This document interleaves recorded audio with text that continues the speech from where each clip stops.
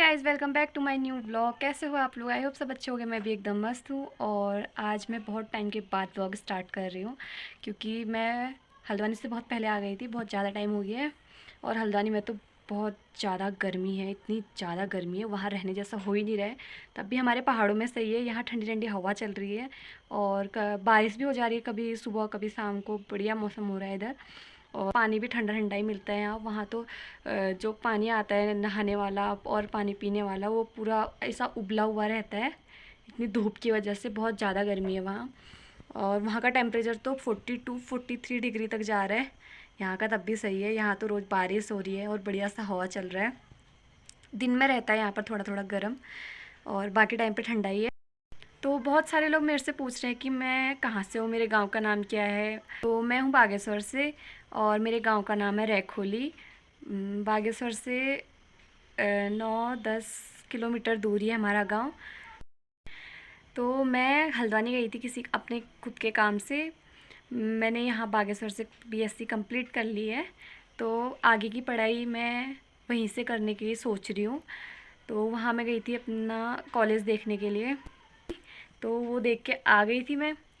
वो तो देख लिया मैंने।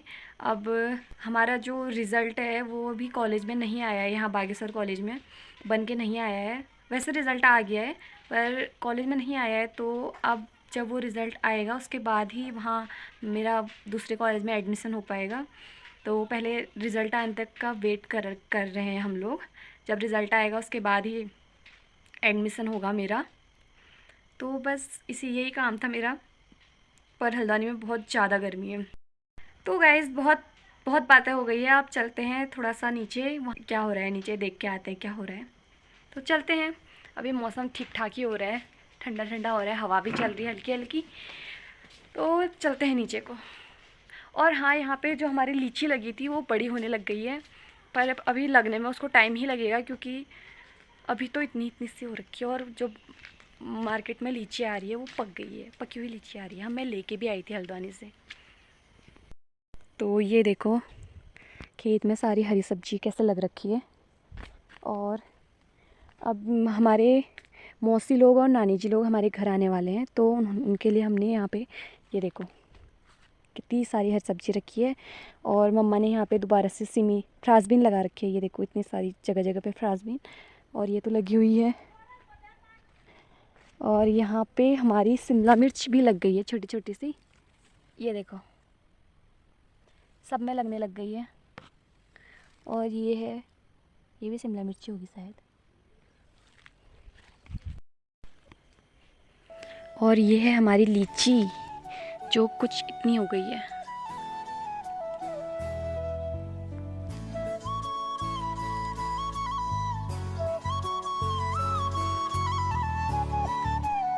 और गाइस, यहाँ पे हमारे सेब बहुत ज़्यादा बड़े हो गए हैं, ये देखो। और इतने सारे लगे हैं इस बार तो, बहुत ही सारे लगे हैं।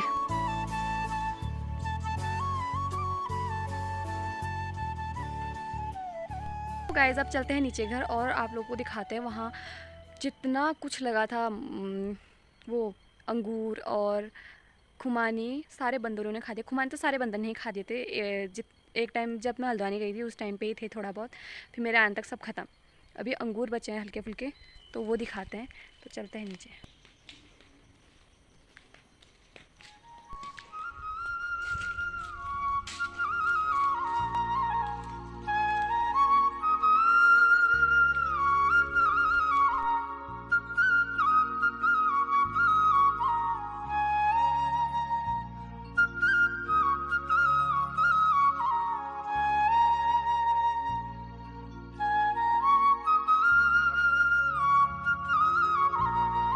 अब यहाँ थोड़े बहुत अंगूर बचे हुए हैं, देखने पड़ेंगे अब। पर अभी सब कच्चे हैं, अभी नहीं पके। और अखरोट है मेरे सामने बहुत सारे लगे हुए, वो दिखाती हूँ।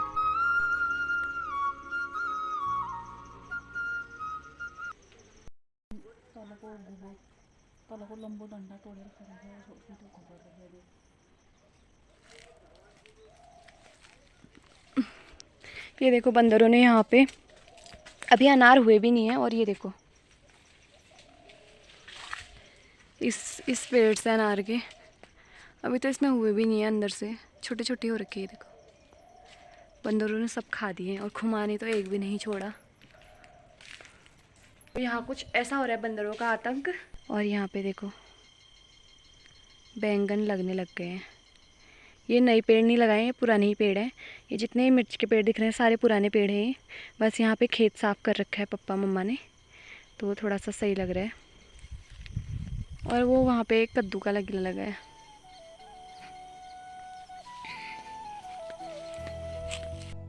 और मामा, अगर आप ये व्लॉग देख रहे हो तो आपके जो अचार की मिर्ची हैं वो पकने लग गई हैं।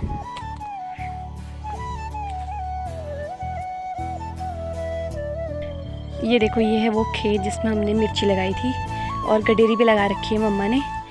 और इस पे हो रखी है झाड़। ये देखो झाड़ वाड़ हो रखी है इस पे, जिसको अब गुड़ाई करेंगे इसकी। तो अब हम आपको दिखाते हैं जो पलायन करके चले गए हैं, यहाँ से पलायन हो चुके हैं गांव से, तो उनका घर दिखाते हैं, उनके घर की हालत दिखाते हैं। वो बहुत पहले चले गए थे। और ये है हमारा छत, जो इस साइड वाला घर था हमारा पुराना वाला घर, तो ये वो है। इसकी छत थोड़ा पापा ने सही की है, क्योंकि जब बारिश आती है तो यहाँ का पानी अंदर कहीं कहीं पे टपकता है, तो इसलिए ये करना ज़रूरी था।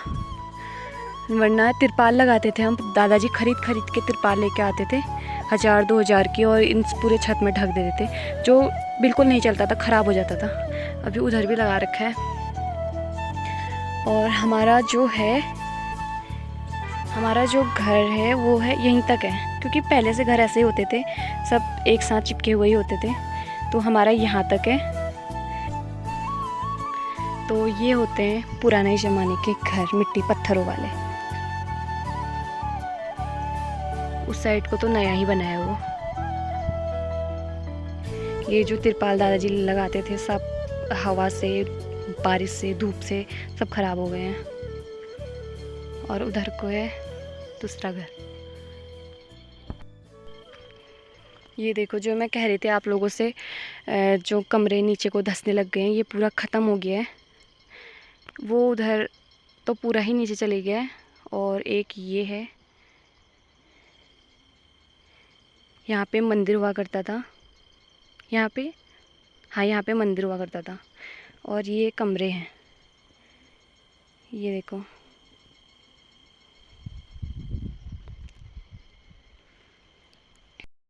ये देखो ये रहा आम का पेड़, और जो आम है उसको थोड़ा सा ढक रखा है, क्योंकि हवा आधी तूफान बहुत चल रही है। ये देखो 2 छोटे छोटे आम, इनको ढक रखा था, इससे भी ढका था, क्योंकि आंधी तूफान आ रही है तो इतने सारे आम लगे थे, सब गिर गए। 2 बचे हैं इसमें और 2 अंदर से हैं। और ये देखो इतने सारे आम तो गिर गए हैं नीचे ही, और बहुत सारे आम इस पेड़ पे लगे हैं।